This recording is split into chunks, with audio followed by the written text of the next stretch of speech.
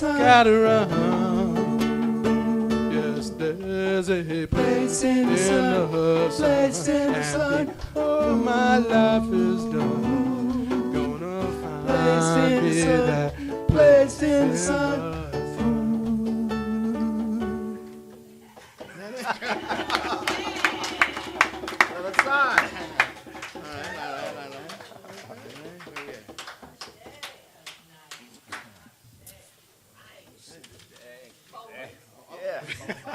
This side.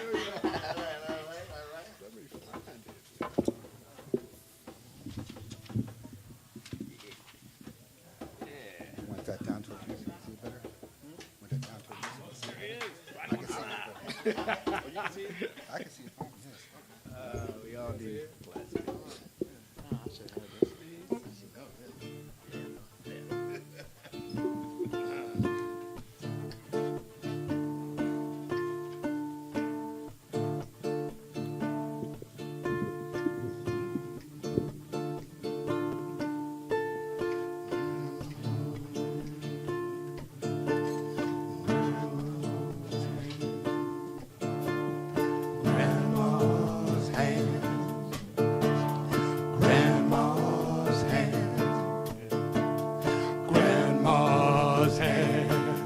Clapped in church on Sunday morning.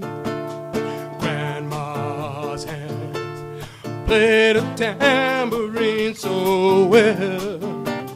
Grandma's hands used to issue out a warning. She'd say, Ollie, don't you run so fast. Might fall on a piece of glass. Might be snakes there in that grass. Grandma's hand. Ooh, Grandma's hand. Grandma's hand. Yes. Soothe the local unwed mother. Grandma's hand used to ache sometimes and swear. Grandma's hand used to lift her face and tell her, ooh, baby, grandma, understand that you really love that man. Ooh, put yourself in Jesus' hand. Grandma's hand. Ooh, grandma's hand. Grandma's hands clapped at church on Sunday morning. Yes, she did now. Grandma's hands played a tambourine so well. Grandma's hands used to issue out a warning. She said, Kwame, don't you run so fast. Might fall on a piece of glass. Might be snakes there in that grass. Grandma's hand. Ooh, Grandma's hand.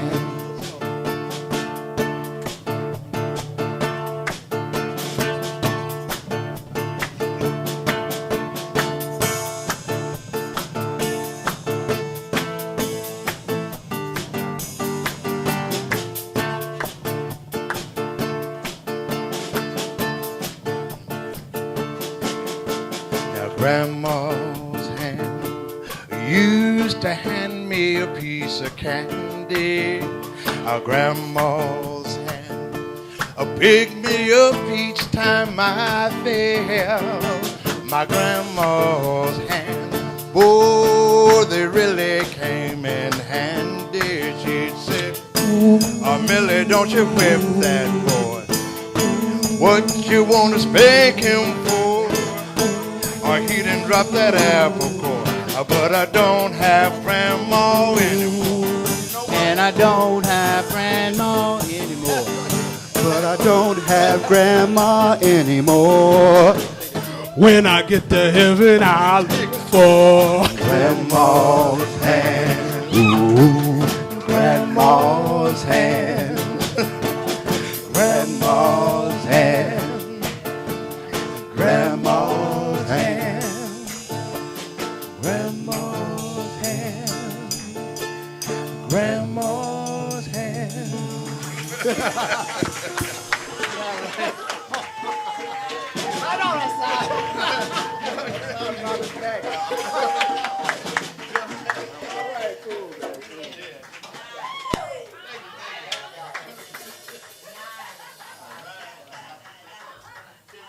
what? Now what? Now what? Yeah, give it up for the brothers. Hold it down. Y'all didn't know that was up in there, did you?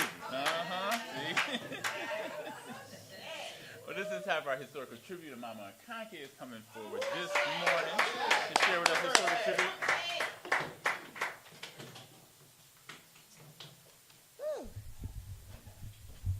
I thought about that for a minute. I said, hey, you a grandmother? I was like, woo! Yeah, and I know my grandchildren got tales to tell.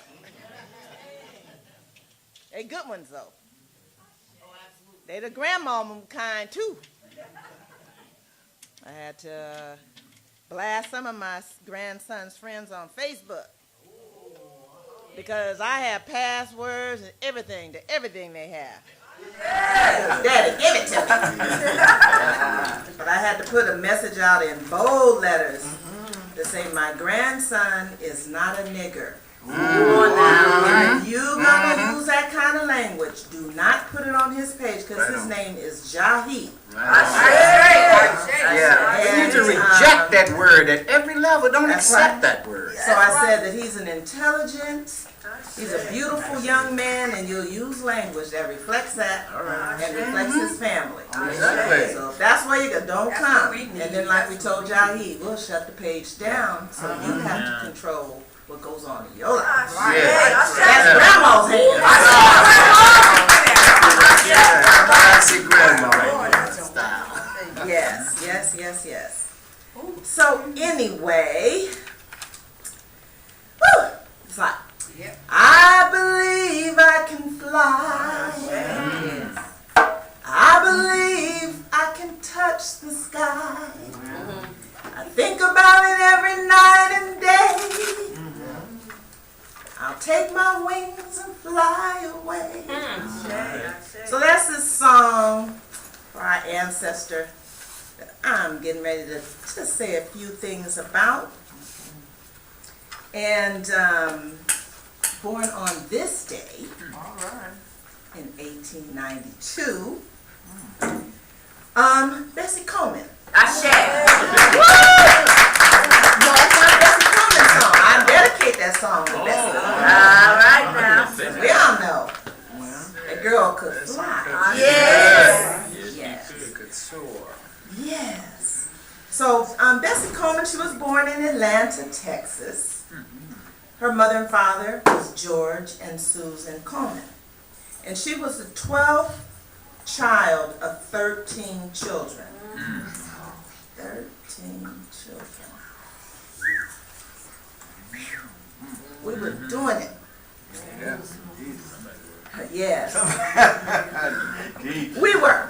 I know my father, they had 12. And, I mean, you know, they were doing it. They knew how to, you know, you think 1, 2 these days, we be like, oh, Lord, I don't know what to do with these children.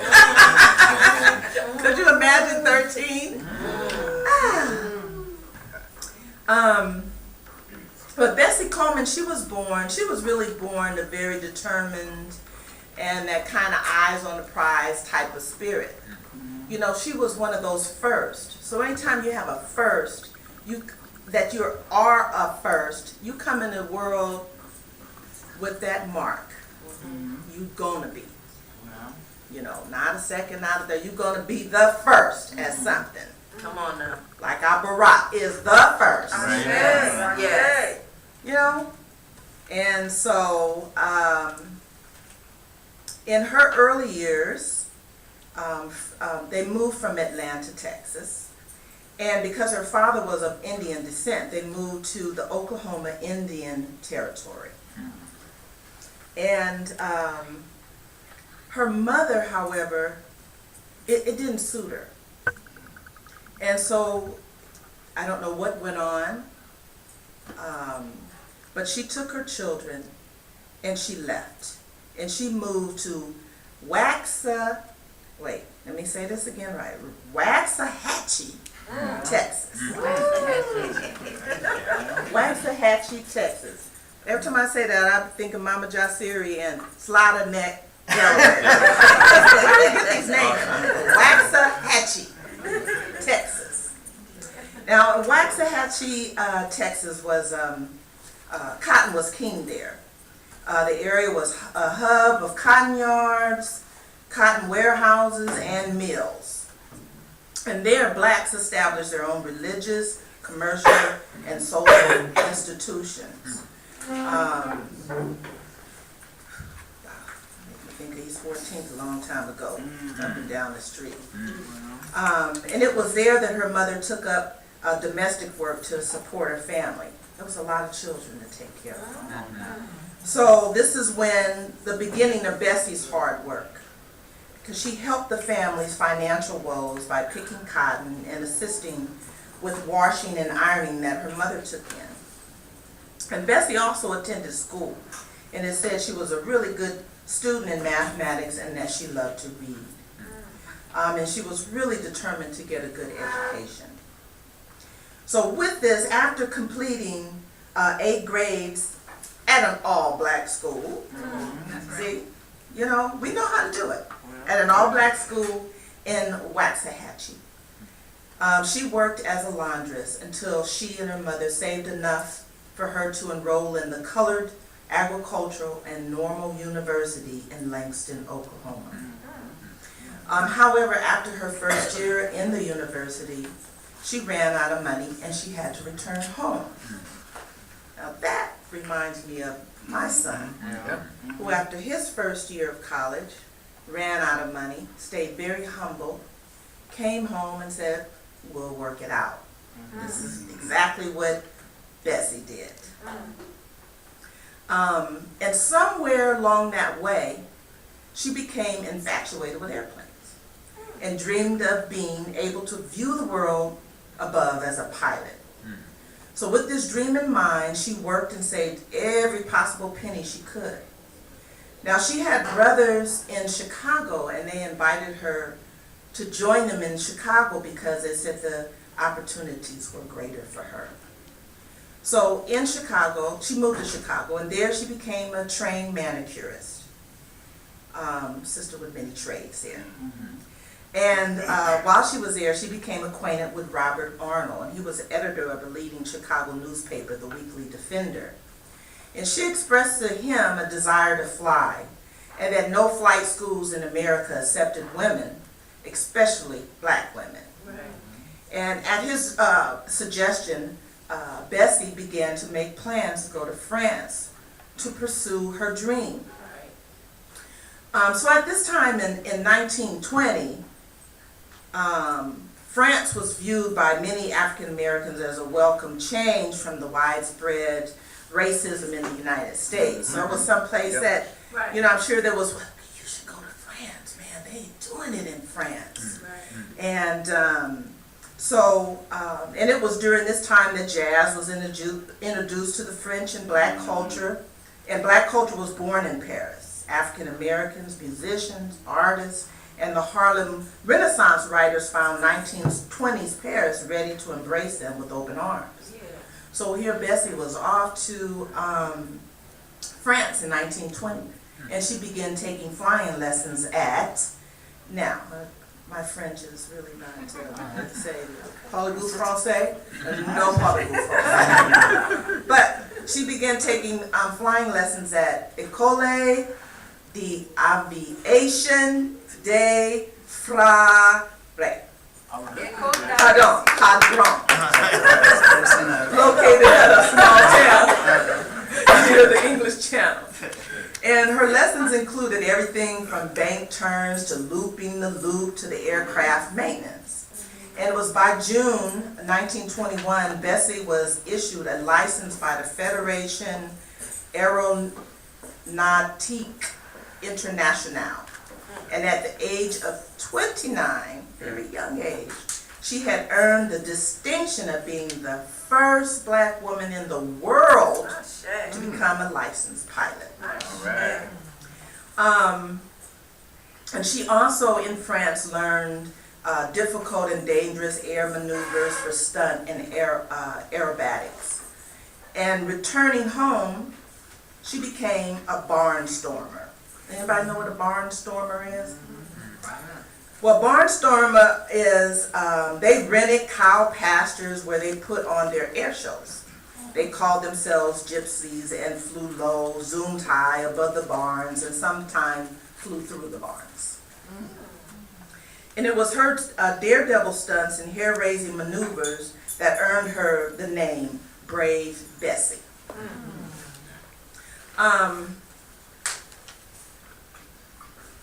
Let's see, great.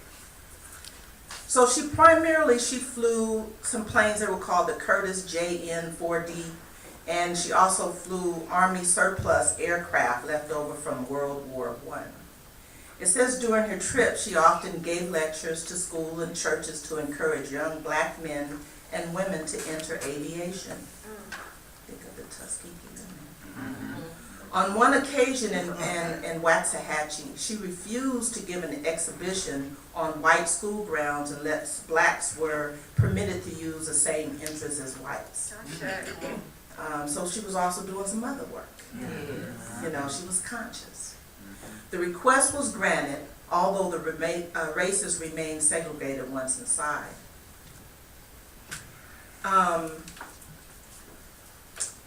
So in her career, she was a stunt woman, and she loved the sky.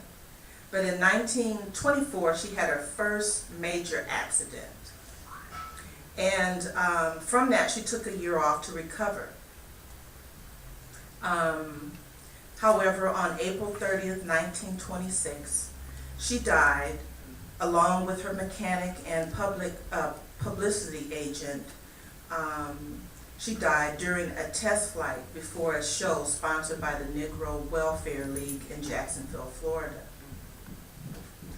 The plane did not pull out of a nosedive, somersaulting instead, throwing Bessie and her crew to their death. It says her body was returned to Chicago, where she made her home, and she is buried there in the Lincoln Cemetery. Although her dreams of she had dreams of establishing a flying school. However, due to her untimely death, she was not able to.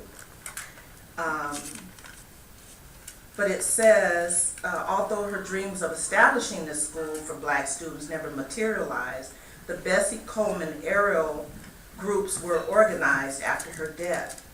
On Labor Day 1931, these clubs sponsored the first all-black air show in America, which attracted 15,000 spectators. So think of that, when we go to these air shows and we see, we've been there, done that, you know. So over the years, recognition of Bessie Coleman's accomplishments has grown. In 1977, a group of black female student pilots in Indiana organized a Bessie Coleman Aviation Club. In 1990, a street in Chicago was renamed Bessie Coleman Drive, and May 2nd, 1992 was declared Bessie Coleman Day in Chicago. And in 1995, the United States Postal Service issued a 32-cent commemorative stamp in her honor. So this is here showing appreciation for our ancestors, never forgetting them. So I'm going to end with just a few quotes from our great ancestor, Bessie Coleman. And she says, "The air is the only place free from prejudice, and I refuse to take no for an answer." So this historical tribute is in honor of our wonderful and our first ever black female pilot. May her name and life resonate with us and give us the courage to pursue those things that we want for ourselves. Sure. And so I say, Ashe. Ashe.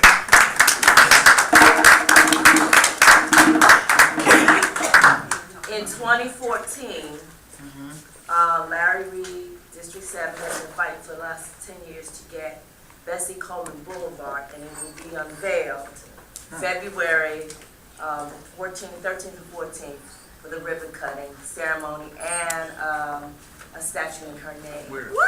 At the Aviation Museum in Oakland. So the street is gonna be that Aviation Drive or whatever. Aviation. Hey.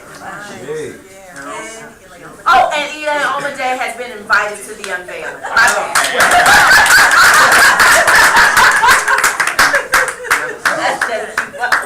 And also today at 3, there's a sister named Ricky Stevenson who's going to be in Sunnyvale talking about the historical legacy of Africans and African Americans in France. That's 3 in Sunnyvale today. That's at Sister Keisha's place? Yeah. Sister Keisha and Brother Pete.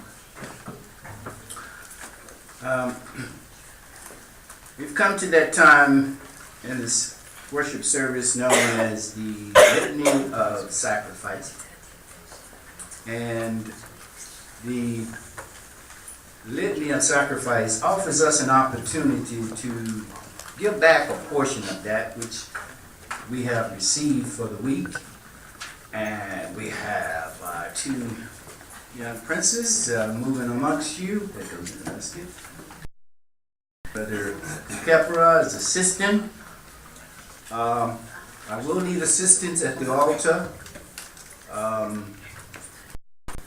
think Kepra is going to handle the altar for us. And